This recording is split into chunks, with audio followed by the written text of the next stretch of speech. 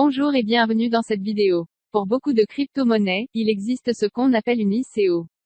Celle-ci correspond à un besoin de financement. Ainsi, en lançant une ICO, les créateurs et développeurs d'un programme basé sur la blockchain vont obtenir des fonds pour se développer en échange d'une participation dans le programme via des tokens, aussi appelés des coins ou des crypto-monnaies. Qu'est-ce qu'une ICO? Comment investir dans un programme à son lancement? Et comment lancer son ICO? C'est ce que nous verrons dans cette vidéo. Avant de commencer, assurez-vous de vous abonner à notre chaîne YouTube et d'activer les notifications pour ne manquer aucune nouvelle vidéo. Vous pouvez également télécharger votre guide offert, qui s'intitule « Blockchain, crypto-monnaie, comprendre et investir avec succès ». Définition d'une ICO. À l'image d'une IPO, aussi appelée introduction en bourse pour une action, une ICO correspond à un besoin de financement d'un programme basé sur la blockchain. En créant des tokens, qui est ce qu'on appelle la crypto-monnaie, une entreprise ou un programme vend des parts de ce programme pour financer son développement, recruter des développeurs, des comptables, des publicitaires, ou tout autre salarié nécessaire pour croître. Ces tokens ne donnent pas droit à des dividendes, mais leur cours a un potentiel de croissance énorme, notamment pour les programmes les plus ambitieux, et ceux qui ont un impact dans la vie de tous les jours. Ce à quoi il faut faire attention avec les ICO. Comme pour tout investissement, il y a des éléments sur lesquels il faut porter une attention particulière.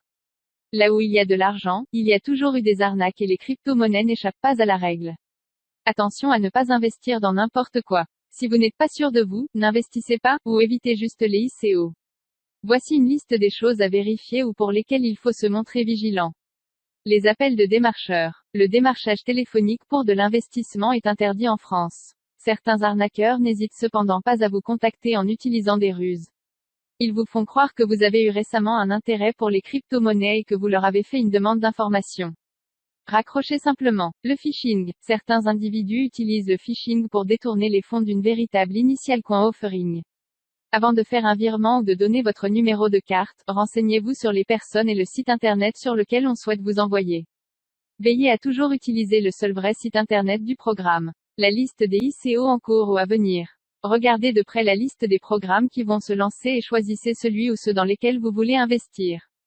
Cela ne vous assure pas de ne pas tomber dans une arnaque, mais vous pouvez avoir un aperçu des projets en cours. Vous pouvez visiter le site ES+C pour avoir une liste assez complète. Ignorez les buzzwords. Ce sont des mots associés à la blockchain ou aux crypto-monnaies que l'on trouve sur le site des ICO. Il s'agit uniquement d'une façon de capter un maximum de trafic Internet. Ce ne sont que des mots et ils ne décrivent pas forcément le projet.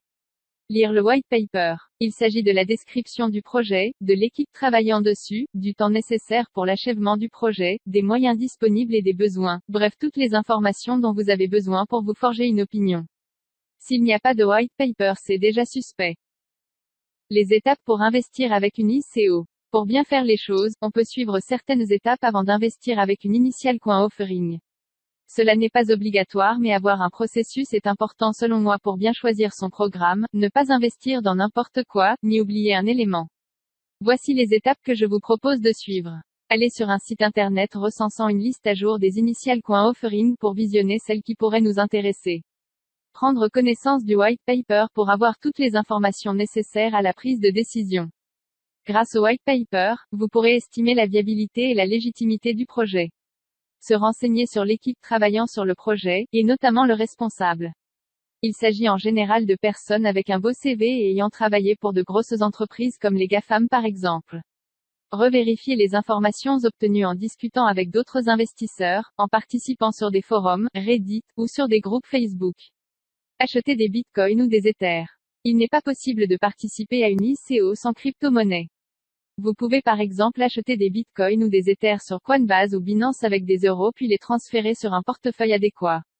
Suivre le tutoriel fourni sur le site pour chaque ICO qui vous permet de suivre un processus pour participer à l'initial coin offering. Pas de tutoriel égal attention aux arnaques. Comment lancer une initial coin offering? Création du projet. La création du programme doit commencer par la rédaction d'un livre blanc appelé white paper, où on y renseigne les éléments les plus importants comme la description du projet, le temps nécessaire à sa réalisation, la roadmap, l'équipe, le token. Celui-ci doit être le plus complet possible. C'est grâce à lui que les investisseurs vont se faire une idée de la viabilité du projet et savoir s'ils veulent investir pour vous soutenir. Avec le livre blanc, il y a en général un site internet qui est associé et qui servira de vitrine au projet, de source d'information pour les investisseurs et de moyen de communication autour du projet. Le marketing autour du projet. Une fois le livre blanc rédigé, il faut aller sur le site bitcointalk.org. Ce site est une référence pour tout ce qui touche au Bitcoin, aux altcoins et au ICO. On y retrouve des investisseurs, des traders, toute personne qui s'intéresse aux crypto-monnaies et suivent l'actualité. Cela permet d'avoir un contact direct avec une audience cible, de répondre aux questions, dissiper les doutes, avoir des retours pour s'améliorer. À côté de cela, il sera nécessaire de créer des comptes sur les réseaux sociaux comme Twitter ou Facebook pour ne citer que les deux principaux en ce qui concerne les crypto-monnaies. Le but de ces comptes est de communiquer au maximum et de donner un maximum de réponses aux personnes qui suivraient le projet avec attention, mais aussi à celles qui ne le connaissent pas encore. L'équipe nécessaire au projet. Dans la plupart des cas, il faudra pour créer une ICO, les personnes suivantes.